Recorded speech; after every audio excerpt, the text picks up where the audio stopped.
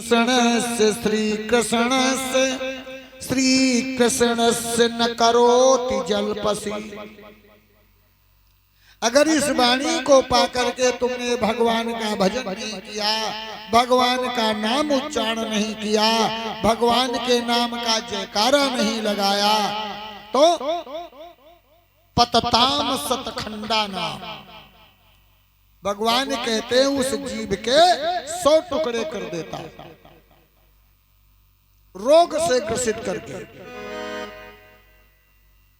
अर्थात अगला जन्म जब होता है तो मनुष्य का यदि मिल गया तो गूंगे पैदा हो गए, और नहीं तो भगवान कहते पशु योनि में भेज देता हो, जाओ गो गो करो।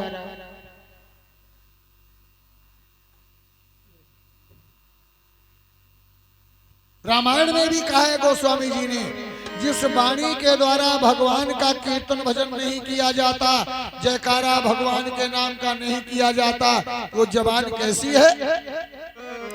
जीह सुद्धा दुर्जीह समाना। वो जुबान मेढक की जबान की तरह है, खाली वही बेटा राइट हो नहीं कर सकत, भगवान का भजन न है तो मेढक की जुबान तो कस के तन जयकारा लगाओ, है ना? काहे अपनी जीभ कटवाए ले। बोलिए बालाजी महाराज की। तुम चुप ही रहे सब। बोलिए दुर्गे मैया की। जान गई इज्जत जाए वाली, लेकिन तुम लौड़े हो नहीं बोली तो बहु तुम प्रसाद लेके बैठी और नाच देखा गए, आओ देवता को तो भगाए दी तुम भगा रहे। और तो सुखदेव महाराज कहते हैं क्या होता है, घर में रहने लगा मथुरा में कंस, अब रहने लगा मथुरा में तो राक्षस का पुत्र है ना, उद्दंडता करने लगा, बच्चों को ले जाता तालाब में डुबो करके मार देता, किसी बच्चे को ले जाता कुएं में फेंक देता, कुएं में डूब करके मर जाता। कोई संत महात्मा बैठा होता, आंख बंद किए भगवान का भजन करता हुआ देखता आए, बाबा आंखें बंद करे, माथे पर चंदन बंदन बढ़िया नाय लगा, उठो तो 5 किलो को पत्थर बाबा खोपड़ी पर यहुले फाट जाते, खोपड़ी लाल लाल हो जाते, बाबा चंदन लग गया। ऐसी लीलाएं करने लगा।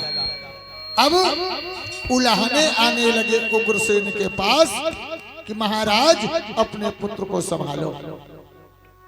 उग्रसेन ने कंस को समझाया कि बेटा, प्रजा और राजा का पिता पुत्र का रिश्ता होता है, इसलिए प्रजा के ऊपर अनाचार दुराचार करना छोड़ दो।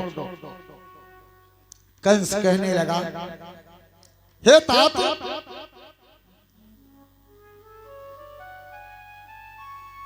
प्रजा को राजा के अनुकूल चलना चाहिए, न कि राजा को प्रजा के अनुकूल। शायद तुम वृद्ध हो गए हो, और वृद्ध होने के साथ साथ तुम्हारी बुद्धि भी बूढ़ी हो गई है, अब तुम राज करने के योग नहीं रह गए, इसलिए चलो ये राज सिंहासन हमको लाओ। उग्रसेन के सर से ताज उतरवा लिया, अपने सर पर ताज बंधवा लिया, और उग्रसेन के हाथों में हथकड़ी, पैरों में बेड़ी डलवा करके जेल में कैद कराई दी। तुमको रोटे कपड़े की जरूरत, जेल में बैठ करके खाओ, और जेल में बैठ करके वस्त्र पहनो, शांति से वहां रहोगे, यहां हमारे कार्य में बाधा डालोगे, जेल के अंदर डलवाएंगे। अब तो क्या होता है, स्वयं मथुरा का शासक बनकर के कंस बैठ गया, आज्ञा दे दी जहां कहीं देव मंदिर हो, देव मंदिरों को तोड़ दिया जाए, देव मंदिर की मूर्तियों को नष्ट कर दिया जाए, शुरू कर दो, नष्ट कर दिया जाए, मंदिरों के अंदर गऊ का वध किया जाए, वेद शास्त्र जला दिए जाए, संत ब्राह्मणों को पकड़ करके मेरे सामने लाया जाए। क्या होने लगा,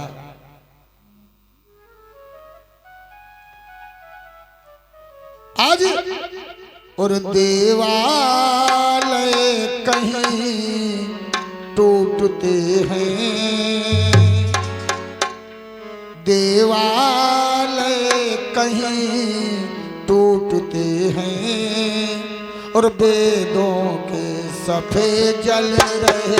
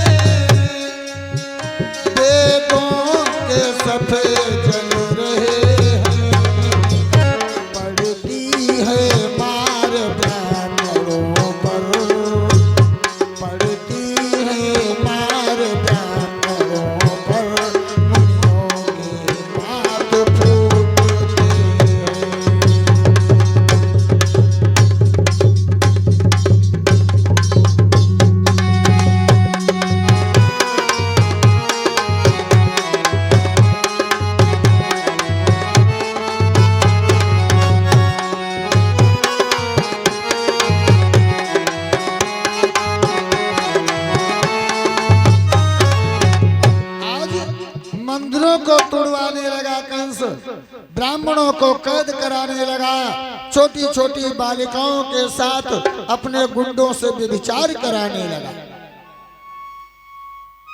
संत ब्राह्मणों को पकड़ करके मंगाता और उनके यज्ञोपवीत तोड़ देता, बड़ी बड़ी जटाएं घुटवा देता, हाथों में हथकड़ी पैरों में बेड़ियां डलवा करके जेल में कैद करा देता।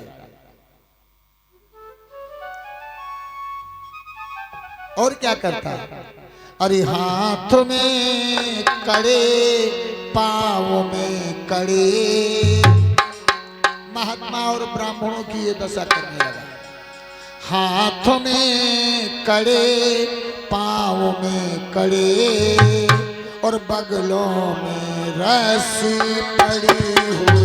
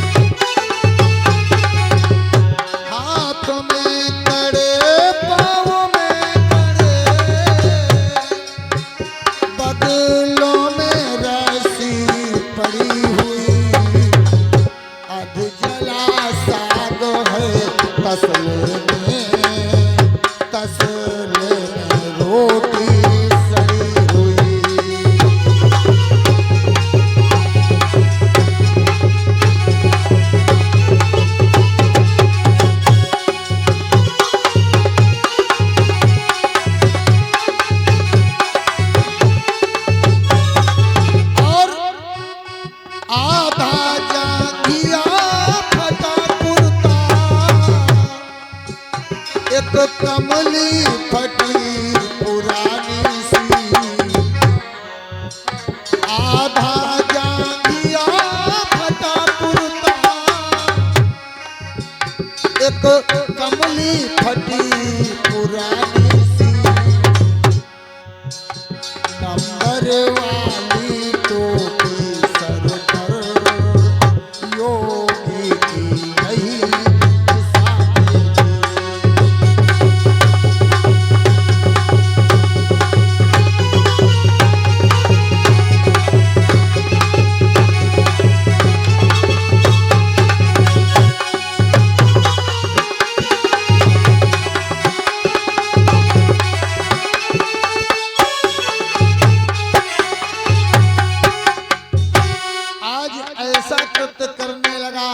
पाप कमाने लगा है, पग पग पर अच्छाई नहीं करता, पाप ही करता है कंस।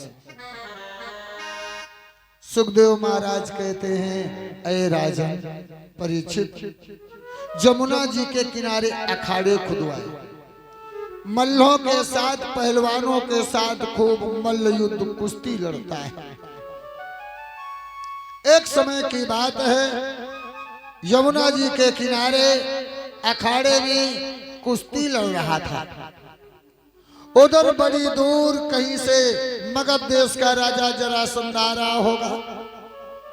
यमुना जी के किनारे पहुंचा तो संध्या हो गई।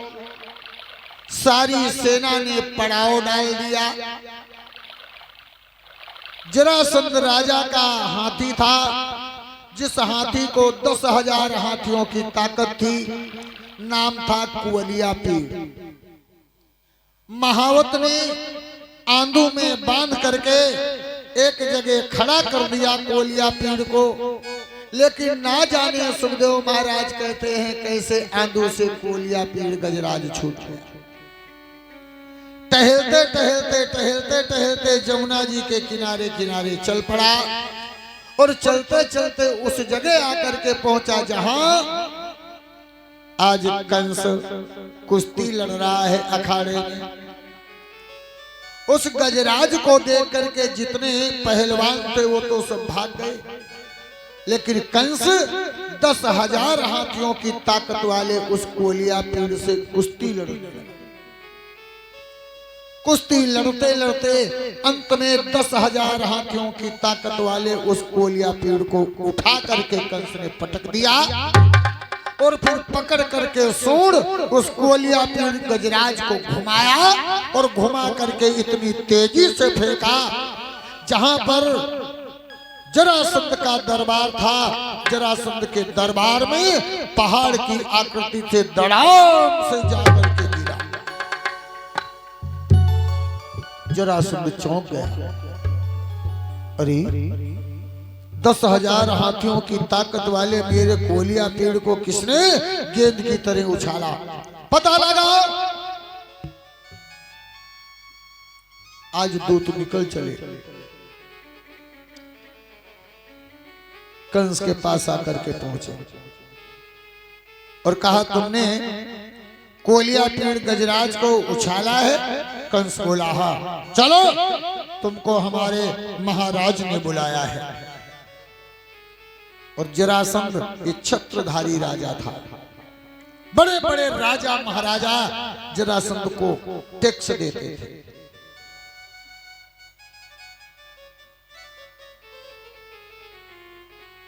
कंस रथ पर सवार होकर के पहुंचा। जो भी जरासंध के सामने राजा पहुंचता था जरासंध को देख करके सर झुका लेता। लेकिन ये किशोरावस्था का कंस निर्भीक खड़ा है। जरासंध ने कहा तुमने मेरे कुवलिया पेड़ को उछाला? कंस ने बोला हाँ। जरासंध सोचने लगा इतना छोटा बालक, तब इसके अंदर इतनी शक्ति, अगर जब ये जवान होगा तो कितना शक्तिशाली होगा। कंस कहने लगा मगध नरेश एक बात कान खोल करके सुन लो। अब की से मेरे पास आया तो मैंने तुम्हारे गजराज को केवल गेंद की तरह उछाला है, जीवित छोड़ दिया। और अगर अब की से हमारे क्षेत्र में तुम्हारा गजराज दिखाई पड़ा तो सीधे मृत्यु प्राप्त होगी तुम्हारे गजराज को। जरासंध इस वचन को सुनकर के स्वयं दहल गया। बात ठीक है, बालक है तब इतनी शक्ति, और जब ये जवान होगा तो इसके अंदर कितनी शक्ति होगी। मगध नरेश सोचने लगा ऐसे वीर युवराज को अपना रिश्तेदार बनाना चाहिए।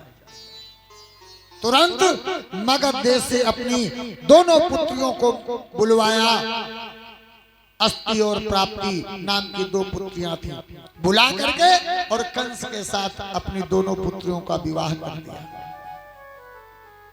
लाखों की संख्या में सेना, लाखों की संख्या में हाथी, हजारों की संख्या में रथ और करोड़ों की संख्या में पैदल सेना दान में दे दी कंस को।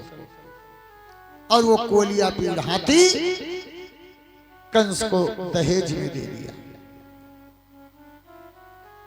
ऐसे कंस को एक कुवलिया पेड़ गजराज मिला। सुखदेव महाराज कहते हैं, अय परीक्षित, जब इतनी सेना मिल गई तो फिर ये सबसे पहले इसने क्या किया, अमरावती इंद्र के ऊपर चढ़ाई की, इंद्र से युद्ध किया और इंद्र को पराजित किया। इंद्र का हंसारूढ़ विमान अमरावती से उठा करके मथुरा ले आए।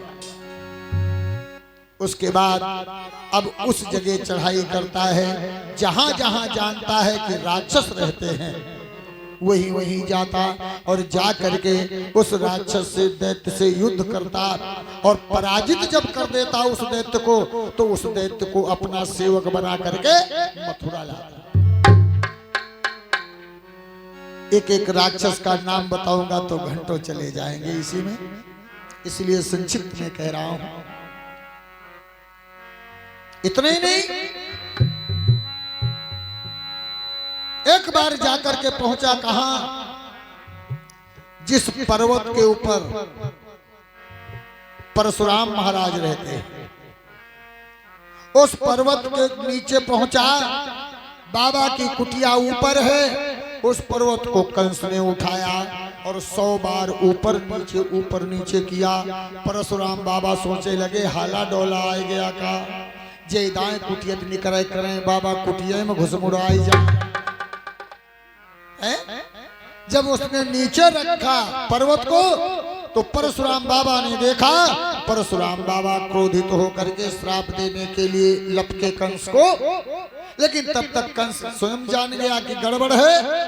आज वो दौड़ा और परशुराम बाबा के चरणों में गिर गया, महाराज क्षमा करो, अज्ञानतावश मैंने ये अपराध कर दिया। परशुराम कहने लगे, कंस 100 तक गिनती और पैर तक ही गिनती होती है। मैं तुझे श्राप देने वाला था, मृत्यु दंड देने वाला था, लेकिन अपनी चतुराई से तूने अपने प्राण तो बचा लिए, लेकिन तुझे श्राप और वरदान दोनों एक साथ दूंगा।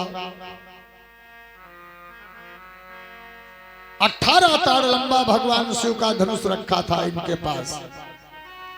बोले जा कंस, इस 18 ताड़ लंबे धनुष को ले जाकर के मथुरा में रख और इसकी रखवाली कर। जब तक तेरे मथुरा में ये धनुष सही सलामत रहेगा, संसार में तुझे कोई पराजित नहीं कर पाएगा।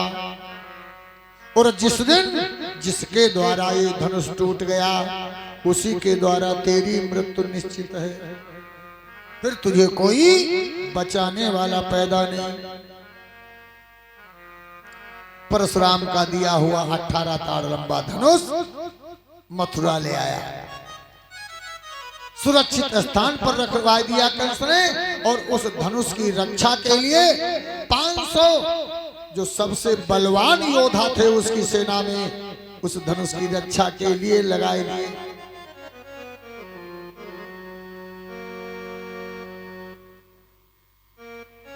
इतने नहीं, आए दिन पाप कर रहा है, आए दिन अनाचार दुराचार करता जा रहा है।